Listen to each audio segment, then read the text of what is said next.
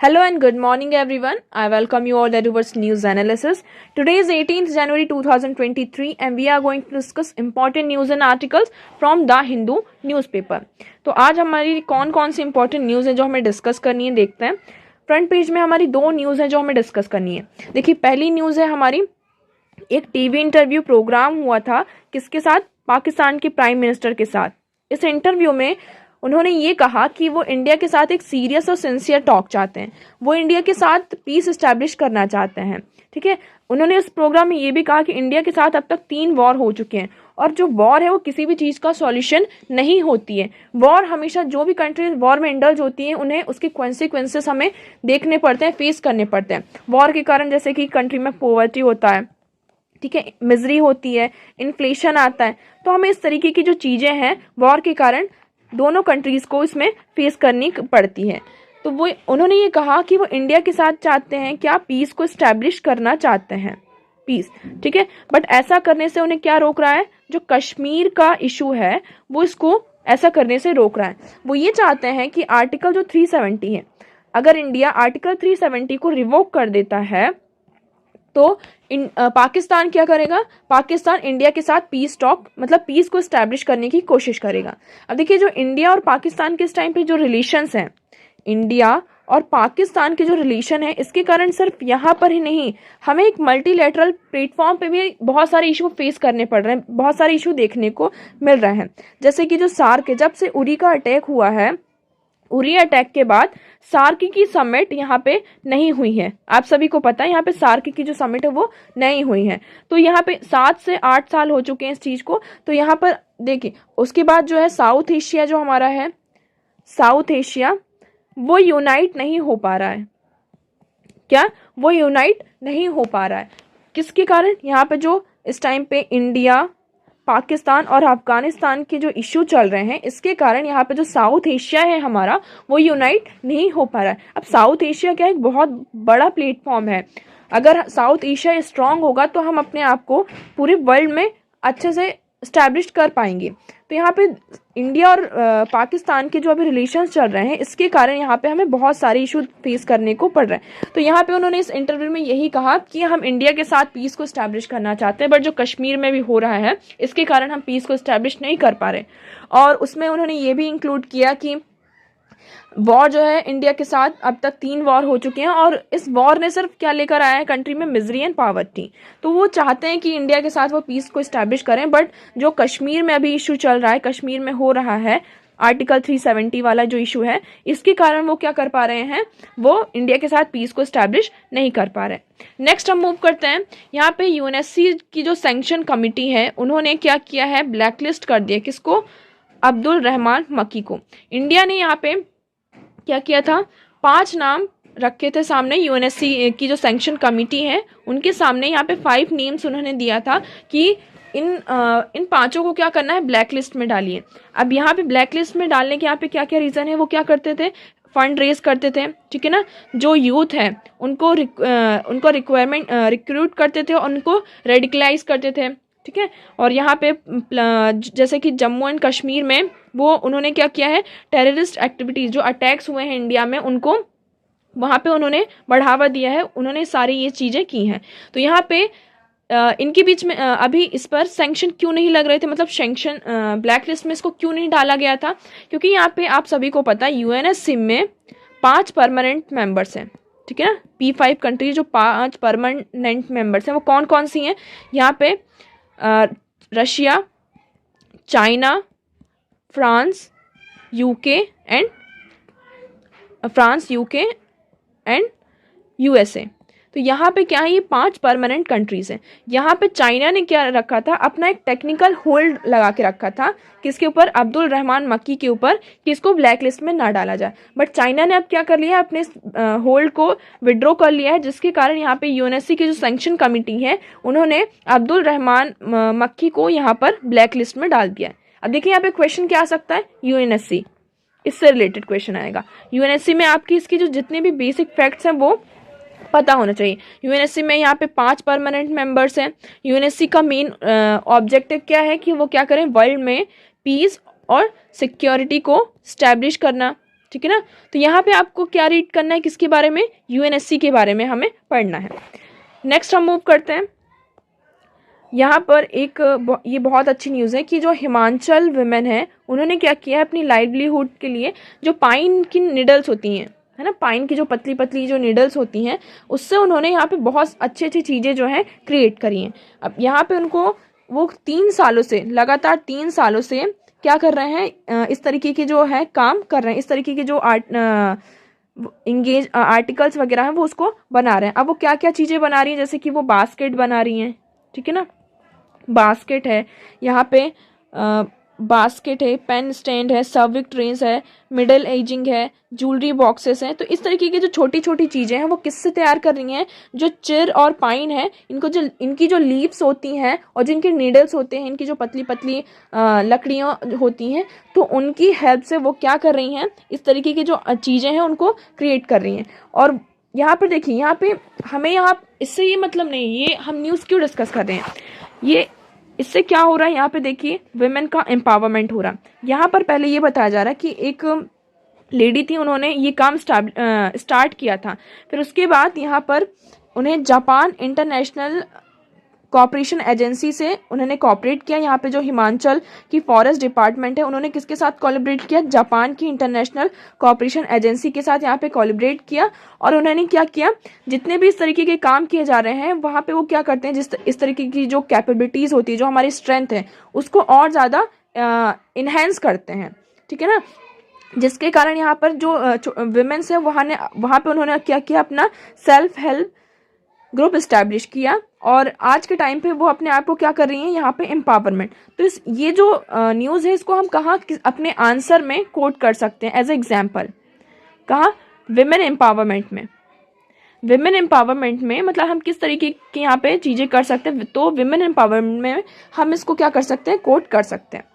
Next हम move करते हैं। यहाँ पे देखिए एडिटोरियल में हमारे पास आज एक एडिटोरियल है जो हमें डिस्कस करना है, ये इंपॉर्टेंट है हमारे लिए। अब इसमें क्या कहा जा रहा है कि जो new free food grain scheme है वो क्या है, एक इल्यूजन है। क्या है, एक इल्यूजन है। अब यहाँ पर क्या है, जो कैबिनेट ने अनाउंस किया है कि हम क्या लेकर आ रहे हैं, एक नया अवतार लेकर आ रहे हैं, किसका, प्रधानमंत्री गरीब कल्याण अन्न योजना का। यहाँ पे आप देखिए कैबिनेट ने क्या अनाउंस किया है, कैबिनेट ने ये अनाउंस किया है कि हम प्रधानमंत्री गरीब कल्याण अन्न योजना का एक नया अवतार लेकर आ रहे हैं, जिसमें हम 810 मिलियन जो पीपल हैं, 810 मिलियन पीपल जो नेशनल फूड सिक्योरिटी एक्ट के अंदर, जो इसके अंदर बेनिफिशरीज हैं, नेशनल फूड सिक्योरिटी एक्ट के अंदर जो बेनिफिशरीज हैं, कितने हैं, टोटल 810 मिलियन हैं। उनको हम क्या करवाएंगे, 2023 में उन्हें हम हर महीने फ्री राशन देंगे, 5 किलो मतलब फ्री राशन देंगे। और ये अनाउंसमेंट हुआ, कंटेक्स्ट यही है। तो अब देखिए, अब इसमें यहाँ पे बहुत सारे एंगल्स आ रहे हैं। यहाँ पे एक इलेक्शन वाला एंगल आ रहा है कि इलेक्शन आने वाले हैं, ठीक है ना, इसलिए यहाँ पर क्या किया जा रहा है, इस तरीके की जो चीज़ें हैं उसको लेकर आया जा रहा है। अब यहाँ पे आप सभी को पता होगा कि जो नेशनल फूड सिक्योरिटी एक्ट है, इसके अंडर पहले से ही लोगों को 5 किलो का फ्री राशन मिलता है, ठीक है ना, आप सभी को ये पता होगा। और जो ये प्रधानमंत्री गरीब कल्याण अन्न योजना आई है, इसके अंदर भी वो क्या कर रहे हैं, 5 किलो का फ्री अनाज दे रहे हैं। तो इस तरीके से वो ये कहा जा रहा है कि पहले से ही उनको फ्री मिल रहा था, अब उनको क्या हो गया, यहाँ पे लोगों को डबल अनाज फ्री में मिल रहा है। तो सिर्फ ये क्या है, ये एक इल्यूजन है और कुछ भी नहीं है। क्यों, क्योंकि फिर बाद में यहाँ पे लोग क्या कर रहे हैं, so family will now have purchase the remaining 25 kg from the market at the cheapest possible price of 450। यहाँ पे क्या हो रहा है कि अगर हम पूरा जो अनाज है कहाँ इस तरीके की राशन में दे देंगे, तो जो बाकी के लोग हैं उनको क्या इनडायरेक्टली मार्केट से ही यहाँ पे खरीदना पड़ेगा। अब यहाँ पे एंगल कौन कौन से आ जाते हैं, यहाँ पे सबसे बड़ा एंगल आ रहा है इलेक्शन का। आप सभी को पता है इलेक्शन आने वाले हैं और बहुत सारे जो स्टेट्स हैं, जो 9 स्टेट्स हैं, वहाँ पे 2023 में भी अभी इलेक्शन होने वाले हैं। तो यहाँ पे सिर्फ ये कहा जा रहा है कि ये कुछ भी नहीं है, सिर्फ अपने आप को जो वोट है, अपने आप वोट को अपनी तरफ लेने के लिए इस तरीके की स्कीम्स लाई जा रही हैं। और यहाँ पे जो 2014 में भी जो जनरल इलेक्शन होने वाले हैं, ये उसको भी कवर करेगा। तो यहाँ पे जो सब्सिडीज दी जा रही हैं इस तरीके की, वो कुछ भी है, कुछ नहीं, एक भ्रम है हमारे लिए और कुछ भी नहीं, ठीक है ना। अब इसके बीच में क्या क्या फ्लॉज आ जाते हैं, ठीक है ना, हम यहाँ पे फ्लॉज की बात करते हैं। तो इसमें कमी क्या क्या है, ये जो स्कीम है प्रधानमंत्री गरीब कल्याण अन्न योजना, तो इसमें हमें क्या क्या फ्लॉज देखने को मिलते हैं। पहला, इसमें यूनिवर्सल कवरेज नहीं है। ये क्या कर रहा है, इसमें लैक ऑफ यूनिवर्सल कवरेज है। 2011 में एक 2011 के सेंसस से हम देखें वहाँ पे, तो उन्होंने ये बताया कि जो देश की 40% पॉपुलेशन है वो क्या है, जो प्रधानमंत्री गरीब कल्याण अन्न योजना और नेशनल फूड सिक्योरिटी एक्ट है, इससे क्या है, एक्सक्लूडेड है। मतलब कि आप सभी को पता, जो नेशनल फूड सिक्योरिटी एक्ट है, और देखिए इसमें हम फ्लॉज की बात कर रहे हैं, ठीक है ना। फ्लॉज क्या क्या है, पहला, इसमें यूनिवर्सल कवरेज नहीं है, ठीक है, ये यूनिवर्सल कवरेज में क्या है, lack of universal coverage. Second में क्या बताया जा रहा है कि 2011 में जो सेंसस हुए थे, इसमें ये बताया जा रहा है कि जो 40% इंडिया की जो लोग हैं वो क्या है, नेशनल फूड सिक्योरिटी एक्ट और प्रधानमंत्री गरीब कल्याण अन्न योजना के अंदर यहाँ पे वो क्या है, एक्सक्लूडेड है। यहाँ पर कितने प्रतिशत लोग, 40% लोग इस स्कीम से क्या है, एक्सक्लूडेड है। यहाँ पे फिर थर्ड फ्लॉ क्या बताया जा रहा है, इसमें जो इसका जो कवरेज है वो बहुत शॉर्ट है। इसमें जैसे कि जो माइग्रेंट वर्कर्स हैं, ठीक है, यहाँ पे जो सेक्स वर्कर्स हैं, होमलेस पीपल हैं, ट्रांसजेंडर्स हैं, तो इनके पास जो नेशनल फूड सिक्योरिटी एक्ट का जो राशन कार्ड होता है, उनके पास यहाँ पे राशन कार्ड भी नहीं है। मतलब इन लोगों को राशन कार्ड प्रोवाइड नहीं किया गया है, ठीक है ना, ये लोग विदाउट राशन कार्ड है। फोर्थ क्या आ जाता है इसमें कि अगर हम यहाँ पे पॉपुलेशन प्रोजेक्शन को देखें, हम अगर बेस्ड ऑन पॉपुलेशन प्रोजेक्शन, यहाँ पे क्या है, एटलीस्ट 100 मिलियन बेनिफिशरीज हैं, ठीक है ना। इस स्कीम के कितने बेनिफिशरीज हैं, 100 मिलियन बेनिफिशरीज हैं। बट इसमें क्या बताया जा रहा है, अगर 2 डिकेड से अगर हम बात करें तो इसमें कितना जो चिल्ड्रंस हैं, अब तक जो बच्चे पैदा हुए हैं, अब तो 2 डिकेड हो चुके हैं, तो इसमें इन बच्चों को क्या है, इंक्लूड नहीं किया गया। ये बच्चे जो हैं इससे क्या है, एक्सक्लूडेड हैं। यहाँ पे उनका जो नाम है राशन कार्ड से, जैसे कि कोई फैमिली है, यहाँ पर पहले फैमिली में पेरेंट्स आ गए, उनकी मदर आ गई, उनके फादर आ गए, और कोई एक चाइल्ड है तो उस चाइल्ड का नाम आ गया। अब मान लीजिए 2 या 3 साल बाद उनको फिर से दूसरा चाइल्ड हुआ, दूसरा बच्चा हुआ, तो उस बच्चे का नाम क्या है, उस राशन कार्ड में इंक्लूड नहीं है। तो यहाँ पे क्या है, ये फ्लॉज हमें देखने को मिल रहे हैं किसमें, इस स्कीम में। तो यहाँ पे कुछ नहीं, यही बताया जा रहा है कि इसमें ये एक इल्यूजन है, ये जो फूड ग्रेन की जो स्कीम है, ये सिर्फ एक भ्रम है लोगों को अपनी तरफ जो वोट है अपनी तरफ करने के लिए। यहाँ पे ये भी बताया गया है कि जो नरेगा है हमारा, नरेगा क्या है, हमारा national rural employment guarantee act है, इसको क्या किया गया है, इसे भी अंडरमाइन किया गया है। क्यों अंडरमाइन किया गया है कि इसमें जो गवर्नमेंट इसमें क्या अंडरमाइन किया गया है, जो इसमें बजट कट किया गया है, इसको ये अंडरमाइन इसलिए हुआ है क्योंकि इसमें बजट कट्स हुए हैं। इसके कारण यहाँ पे जो पेमेंट्स हैं, जो अभी तक जिन वर्कर्स ने इसमें काम किया है, उनकी जो पेमेंट्स है उसमें बहुत ज़्यादा उनको डिले देखने को मिला है। अब जैसे कि देखिए वेस्ट बंगाल में यहाँ पे कितना पेमेंट, जो वेजेस है वो वेजेस का जो पेमेंट है वो कितना अभी पेंडिंग है, 2744 due to labour have been withheld illegally for an entire year. तो यहाँ पे इस तरीके के हमें इश्यूज जो है वो देखने को मिल रहे हैं। यहाँ पे क्या किया गया, नरेगा को अंडरमाइन किया गया। तो यहाँ पे हमें ज़रूरत क्या है, हम कंक्लूजन की बात करें तो इसमें ज़रूरत क्या है कि हमें नरेगा जैसी स्कीम्स को लेकर आना होगा, ठीक है ना। इसमें हमें और ज़्यादा से ज़्यादा बजट को एलोकेट करना होगा। और ये जो इस तरीके की स्कीम्स हैं, प्रधानमंत्री गरीब कल्याण योजना, ये कुछ नहीं, सिर्फ एक क्रेडिट है। यहाँ पे प्रधानमंत्री को सिर्फ एक क्रेडिट दिया जा रहा है कि उनके नाम का है कि हाँ, हम प्रधानमंत्री ये लेकर आ रहे हैं, हमारे लिए ऐसा ऐसा कर रहे हैं। तो सिर्फ यहाँ पे कुछ नहीं, इसके बारे में बताया गया है कि यहाँ पे सिर्फ उनको क्रेडिट दिया जा रहा है, वोट को अपनी तरफ लाने के लिए इस तरीके की स्कीम्स लाई जा रही। बल्कि हमें क्या करना होगा, यहाँ पे नरेगा जैसे स्कीम्स को आगे लाना होगा, उनको प्रमोट करना होगा। तो आई होप आपको ये आर्टिकल समझ में आया होगा। हम नेक्स्ट आर्टिकल की तरफ मूव करते हैं, ठीक है। तो यहाँ पर इंडिया को टेक्स्ट कंटेस्ट में यहाँ पे हम बहुत दिनों से पढ़ रहे हैं आरवीएम के बारे में, ठीक है ना, रिमोट इलेक्ट्रॉनिक वोटिंग मशीन के बारे में। तो यहाँ पे ये किसके बारे में आप सभी को पता है, जो माइग्रेंट वोटिंग की बात की जा रही है, जो माइग्रेंट वर्कर है, यहाँ पे आरवीएम आएगा। तो जो भी मतलब आप किसी भी दूसरे स्टेट में भी हैं तो आप क्या कर सकते हैं, आप अपनी कॉन्स्टिट्यूंसी में वोट कास्ट अपना कर सकते हैं। नेक्स्ट अभी हम यहाँ पे मूव करते हैं। यहाँ पे क्या है, इंडिया और Russia begin manufacturing of AK-203 assault rifles in UP.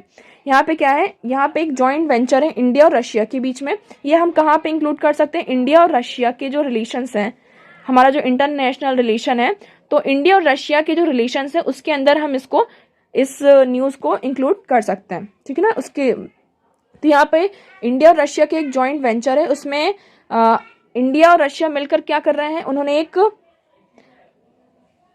Rifles यहाँ पे इसकी मैन्युफैक्चरिंग यहाँ पे स्टार्ट कर दी गई है। और ये कहा गया है कि 2023 के मतलब लास्ट ईयर तक हम, मतलब कि दिसंबर तक क्या कर देंगे, जो हमारी जो आर्मी है उनको हम ये राइफल्स प्रोवाइड कर देंगे। तो इसमें क्या है, AK-203 असॉल्ट राइफल्स। आपको इसमें सिर्फ इतना ही याद रखना है कि किसके बीच में यहाँ पे ये हो रहा है, इंडिया और रशिया ने यहाँ, इनका जॉइंट वेंचर है, इसमें ये क्या मैन्युफैक्चर कर रहे हैं, AK-203 असॉल्ट राइफल मैन्युफैक्चरिंग इसकी हो रही है। नेक्स्ट हम मूव करते हैं। यहाँ पे क्या है, in a landmark shift China's population declines in 2022। यहाँ पे क्या है, चाइना की जो पॉपुलेशन है वो क्या हो रही है, डिक्लाइन हो रही है, ठीक है। अब तक चाइना सबसे ज़्यादा पॉपुलेस कंट्री था। अब यहाँ पे ये यूएनएससी की भी एक रिपोर्ट आई थी, यूनाइटेड नेशन की एक रिपोर्ट आई थी, जिसमें उन्होंने ये कहा था कि इंडिया जो होगा 2023 में क्या हो जाएगा, वर्ल्ड की लार्जेस्ट पॉपुलेशन, मतलब कि सबसे ज़्यादा पॉपुलस कंट्री में ये आ जाएगा। कौन, इंडिया, ठीक है। तो यहाँ पे यही बताया जा रहा है कि जो चाइना की जो पॉपुलेशन है इसमें बहुत ज़्यादा डिक्लाइन हमें देखने को मिला है। India will overtake China as world most populous nation this year. The number of births in China was 9.56 million, more than 10% drop from 2021। तो इस 2021 में देखें और 2022 को यहाँ पे कंपेयर किया तो यहाँ पे कितनी गिरावट देखने को मिली, 10% गिरावट देखने को मिली। किसमें, जो बर्ड्स है चाइना में, जो बर्ड्स हो रही है, बर्थ रेट है उसमें यहाँ पे गिरावट देखने को मिली। अब 2022 में कितने, 9.56 यहाँ पे नए बच्चों का जन्म हुआ है। तो यहाँ पे चाइना ने अपनी पॉपुलेशन को कंट्रोल करने के लिए यहाँ पे बहुत सारी पॉलिसीज़ के साथ है, जैसे कि 1 चाइल्ड पॉलिसी आया था, बट इसकी ये जो पॉलिसी वो फेल हो गई थी। उसके बाद वहाँ पे उन्होंने क्या किया था, 2 चाइल्ड पॉलिसी लेकर आए थे। उसके बाद अब उन्होंने ये कर दिया है, मतलब कि उन्होंने वहाँ की जो बीजिंग की अथॉरिटी है उन्होंने ये अलाउ कर दिया है फैमिलीज़ को और कपल्स को कि वो अपना तीसरा बच्चा भी अब कर सकते हैं, ठीक है ना। तो इसमें बस हमें यही देखना। अब यहाँ पे क्या है, इंडिया और चाइना क्या है, बहुत ज़्यादा पॉपुलस कंट्री हैं इन एशिया में, एशिया में नहीं वर्ल्ड में ही इंडिया और चाइना बहुत ज़्यादा पॉपुलस कंट्री हैं। तो यहाँ पे क्या है, पॉपुलेशन क्या है हमारे लिए एक बहुत बड़ा फैक्टर बन सकता है हमारी ग्रोथ में। पॉपुलेशन है तो ये क्या कर सकता है, एक हमारे लिए, हमारे पास क्या है, ह्यूमन रिसोर्स है, ठीक है, ये एज अ ह्यूमन रिसोर्स है। ये ह्यूमन रिसोर्स हमारी जो डेवलपमेंट है, ठीक है, डेवलपमेंट, अगर हम इस रिसोर्स का अच्छी तरीके से यूज़ करें, हम इसे अच्छी एजुकेशन प्रोवाइड करें, ठीक है ना, अच्छी एजुकेशन प्रोवाइड करें, हर फील्ड में इनको हम क्या करें, अपॉर्चुनिटी दें, तो ये क्या कर सकते हैं, कंट्री की, जो हमारी कंट्री है उसकी ग्रोथ में हमारी हेल्प कर सकते हैं, ठीक है ना। और हम एज अ लीडर क्या कर सकते हैं, वर्ल्ड में सामने आ सकते हैं। अब देखिए, बट इंडिया और चाइना बहुत ज़्यादा पॉपुलस कंट्री है। इंडिया में यहाँ पे क्या प्रॉब्लम आ रही है, इंडिया बहुत ज़्यादा पॉपुलस कंट्री बनने पॉपुलेशन में बहुत ज़्यादा वर्ल्ड में सबसे ज़्यादा आगे जाने वाला है, बट क्या है, हमारे पास यहाँ पे जो पॉपुलेशन वो कैसी है, अनएम्प्लॉयड है, ठीक है ना, अनएम्प्लॉयड है, जिसके कारण हमें यहाँ पर बहुत सारे फैक्टर्स को, हमारा जो पॉपुलेशन डिविडेंड है वो क्या बन रहा है, हमारा पॉपुलेशन डिज़ास्टर बनने जा रहा है।